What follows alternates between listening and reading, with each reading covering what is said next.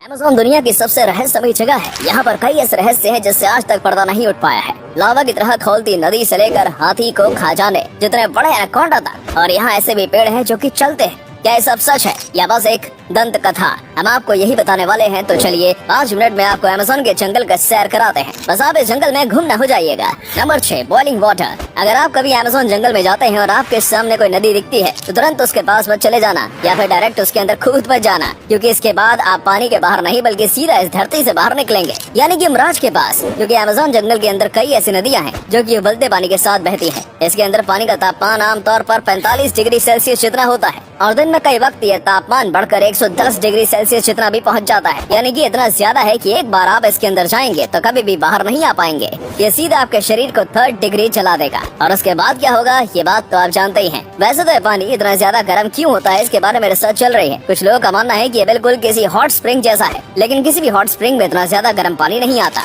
तो आखिर अमेज़न की नदी में ही इतना ज्यादा गर्म पानी क्यों आता है, ये तो पूरी तरीके से रिसर्च करने के बाद ही पता चलेगा। वैसे कई लोग इस नदी के बाजू में रखे पत्थरों के ऊपर अंडे भी बगा देते हैं। Number 5, green anaconda. Amazon forest को और भी ज्यादा खतरनाक बनाने के पीछे एनाकोंडा सांप का भी हाथ है। अब आप ही बताइए, ऐसे सांप के पास कौन ही जाना चाहेगा जो कि चुटकियों में आपकी जान ले सकता है। माना कि एनाकोंडा के पास जहर नहीं है, लेकिन इसकी शारीरिक शक्ति किसी भी इंसान को हरा सकती है। और रही बात इसके खाने की, तो ये किसी भी चीज को खा सकता है। और किसी भी चीज से मेरा मतलब है किसी भी चीज को, क्योंकि इसे जंगल में कई बार मगरमच्छ, हिरण, यहाँ तक कि तेंदुए को भी खाते हुए देखा गया है। और कई बार इनके पेट में से इंसानी अवशेष भी मिले हैं। पूरी दुनिया में कितने एनाकोंडा मौजूद हैं ये बात कोई भी नहीं जानता, और साथ में ये बात आप भी नहीं जानते होंगे कि एनाकोंडा की कोई उम्र नहीं होती। ये तब तक बढ़ते हैं जब तक इन्हें कोई बीमारी न हो जाए या फिर ये भूख से न मर जाएं। इसलिए कई बार विशाल कई एनाकोंडा को देखने का भी दावा किया गया है, जो कि एक हाथी को भी खा सकता है, लेकिन इसके पुख्ते सबूत नहीं मिले हैं। और अब तक सबसे बड़ा जो एनाकोंडा मिला है वो 33 फीट का था। स्थानीय लोगों का कहना है कि उन्होंने 50 और 100 फीट जितने बड़े एनाकोंडा को भी देखा है। और इस वीडियो में आपको जो एनाकोंडा दिख रहा है वो भी बेहद बड़ा एनाकोंडा है, लेकिन इसे मापा नहीं गया, क्योंकि पहले तो ये लोग यहाँ से डरकर भाग गए, और जब ये गार्ड के साथ वापस आए तब ये मिला नहीं। लेकिन यकीनन अब तक मिले एनाकोंडा से बड़ा था।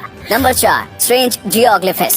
अगर आप अमेज़न जंगल को ऊपर से देखेंगे तो आपको कई ऐसी चीजें दिखेंगी जिसे देखने के बाद आपको यकीन नहीं होगा। जैसे कि पूरे अमेज़न जंगल में कई ऐसे अजीबोगरीब पैटर्न्स बने हुए हैं जिन्हें बस ऊपर से ही देखा जा सकता है। इन पैटर्न्स को बनाने के लिए जमीन पर कई प्रकार की लाइनें की गई हैं। यहाँ तक कि कई जगह पर तो अजीबोगरीब शेप्स के पत्थर भी रखे गए हैं। अब इन सब चीजों को क्यों और कैसे बनाया गया था, ये सब आज तक रहस्य बना हुआ है। इसे बनाने के पीछे का सबसे पहला निशाना एलियंस को बनाया जाता है। कहा जाता है कि एलियंस ने ही किसी न किसी वजह से इसको बनाया होगा, क्योंकि दुनिया के कई कोनों में से ऐसी कई चीजें देखने को मिलती हैं, जैसे कि नाज़का लाइन्स जो कि पेरू में है। और कुछ का मानना है कि इस तरीके से एलियंस आपस में बातें किया करते थे, और वैज्ञानिकों ने कहा है कि हो सकता है ये सब चीजें अमेज़न के जंगल में रहने वाले आदिवासियों ने बनाए हों। जैसा कि आज के वक्त में मनोरंजन के लिए कई सारी चीजें मौजूद हैं, लेकिन उस वक्त ऐसा कुछ नहीं हुआ करता था, इसलिए कहा जाता है कि ये सब उन्होंने अपने मनोरंजन के लिए किया होगा। लेकिन वहीं पर आखिर इन्होंने उन चीजों को बनाया कैसे, क्योंकि बिना किसी मॉडर्न टूल के इंसानों के लिए इसे बनाना इम्पॉसिबल है। नंबर 3, पोटू। अच्छा, अभी आपको कोई पक्षी दिख रहा है? शायद नहीं दिख रहा होगा,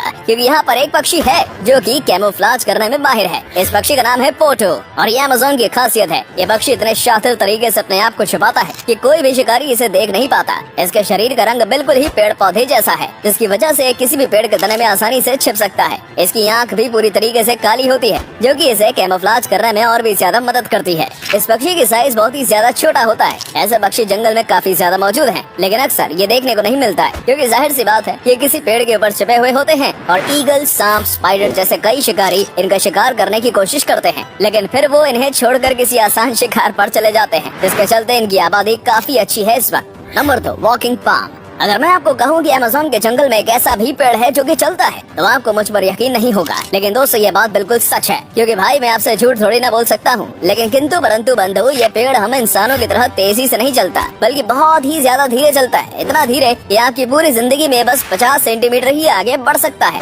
इस पेड़ की जो जड़ें होती हैं वो सूरज की तरफ बढ़ती रहती हैं, और जैसे ही वो आगे बढ़ती हैं तो पीछे वाली जो जड़ होती है वो धीरे धीरे करके गायब हो जाती है, और ऐसे ही धीरे धीरे करके ये आगे बढ़ता जाता है। ये देखने में काफी अजीब लगता है, क्योंकि इसकी इतनी सारी जड़ें होती हैं जो बिल्कुल इसे किसी मकड़ी की तरह दिखाती हैं। इस तरीके से जड़ों वाला शायद दुनिया में ये इकलौता पेड़ होगा, और ये पेड़ चल सकता है वो तो एक अलग ही कहानी है। Number 1, plastic eating fungus.